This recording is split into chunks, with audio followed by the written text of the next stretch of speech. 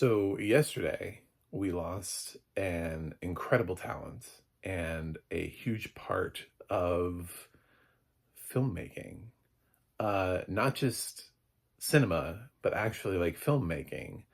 Being one of the original contributors behind the Sundance Film Festival and helping to sort of push forward and embrace independent film in a way that wasn't really happening on such a broad scale, and now everybody goes to Sundance. Well, where did we get Sundance from? Well, we got it from the Sundance Kid, Robert Redford.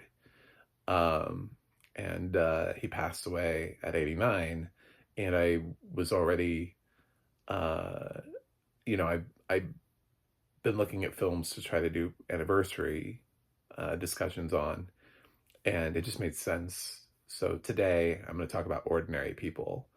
I'm a blind film critic, and I've seen Ordinary People before, and it just happens to be on Amazon Prime, but it doesn't have audio description right now, so this is not really like a let's talk about accessibility thing. Although we should have, my hot take is we should have audio description on all the Best Picture winners, because for the same reason we should have them when we put a movie into our National Film Registry. Like at a certain point, like those are the things that we have championed and put up as being like the pinnacle of film. So we should have them accessible. Anyway, Ordinary People is Robert Redford's Oscar. He never won for acting.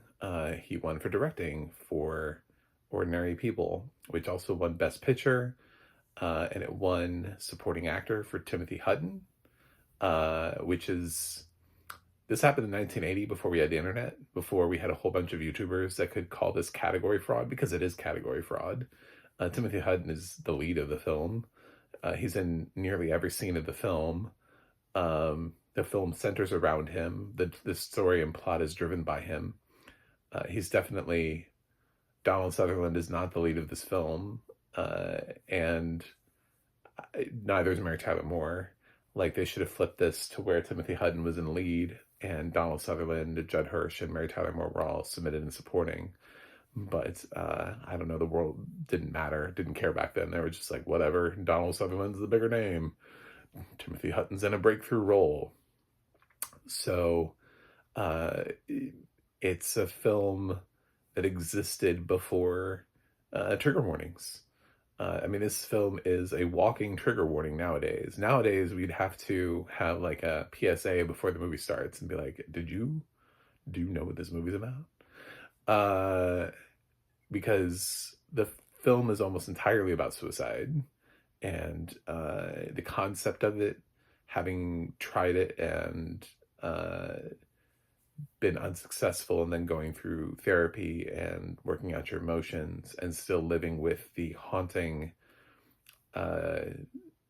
choice of having attempted, and how your family sees you and how the world sees you, and also the tragic loss of another family member, and the sort of spiraling out of control, all of the things that are left unsaid. It's a deep emotional drama that Redford has chosen to direct here that's really important to him. And that's why it stands as being one of the best films of 1980, is because of that. So it features some just stunning performances. Timothy Hutton is amazing in this. Honestly, I don't even think he's that great of an actor. Like, outside of this, I think he kind of peaked with Ordinary People. I don't constantly think about all the wonderful performances of Timothy Hutton, but I definitely think about this film. He is amazing for this to be sort of like a breakthrough role. Judd Hirsch is also excellent. And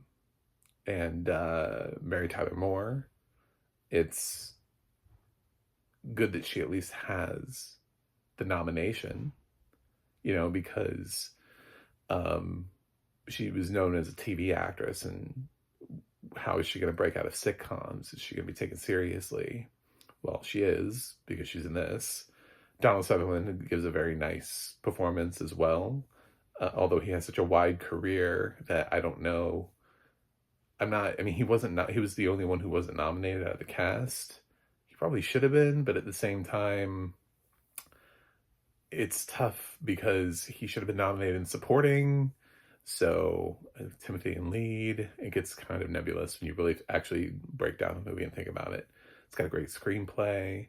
It's an excellent movie. If you haven't seen Ordinary People, now's the time. Robert Redford does a nice job with this family drama. There are a lot of sort of like these flashback scenes where Timothy Hutton is really going through it. He's having a lot of heavy emotions. And it's a very dark film that way. And it's not happy. It's not a feel-good movie. But I saw an interview that they played, in memoriam of Redford's death, where he talked about how he's been fortunate to tackle stories that interested him, that he wanted to tackle, instead of feeling like he was taking projects because he had to work. So every project he directed, he wanted to direct. He chose to direct those films instead of feeling like he was a working director that just had to say yes to everything, so he doesn't have, I don't know, The Strangers Chapter 1 on his resume. Rennie Harlan. Anyway, yeah, so this is, it's a really solid movie, and it's just not a happy movie. It's not one to love. It is a tough movie to love, and I'm sort of impressed that the Academy awarded it at the time. While it openly talks about mental health in 1980, it feels like a very 2025 thing. Actually feels more like it would have happened starting in like the 2000s. We had a musical, Next to Normal, that really sort of openly started referring to mental health problems in song. And when you can sing about it, that's when you've reached a point of openness. So Ordinary People, 45th anniversary, and in conjunction with the death of Robert Redford, who I loved as an actor, it hurt my heart. I was like, oh no, not Robert Redford. But that's the thing about being generationally younger than all of these amazing actors, is that, and being a film lover, is that I mean, we've already lost so many greats, and I know I'm gonna one day see Al Pacino and Robert De Niro and Jane Fonda, Diane Keaton, and all of those, everybody who's in their 60s, 70s, and 80s, certainly, and probably their 50s and 40s, all the way on up. They're all, all those people, one day, just based on the fact that he's older than me, hopefully years from now, I'm going to see Rest in Peace Tom Hanks, and it's going to break me. So, but I think Robert Redford is an excellent talent, and his commitment to film has been something that's truly exceptional. And unfortunately, film didn't have the same commitment to him, and he never got an Oscar for acting, which is such a shame. He tried there at the end. He had a couple of performances. I think All Is Lost was probably the one that should have gotten him there. He also tried with The Old Man and the Gun, which was a really nice film and a nice performance from him. He tried a couple times. At the end, he swung. Our Souls at Night with Jane Fonda was a nice film. But I think All Is Lost was probably the one that, him alone on a boat during a storm is pretty compelling stuff at his age. So, directed by J.C. Chandor, who directed Margin Call. So if you haven't seen that, check that out. Anyway, Ordinary People, I'm going to give it an 8.8 out of 10. It's not my favorite Best Picture winner of all time. But it's a good film. I don't know that it's my favorite Redford film. I actually think I like Quiz Show a little bit more, but I actually did an anniversary review of that last year. So you can look at my review of Quiz Show already on my channel. I think that's probably my more favorite Redford directed film. Which is also a Best Picture nominee.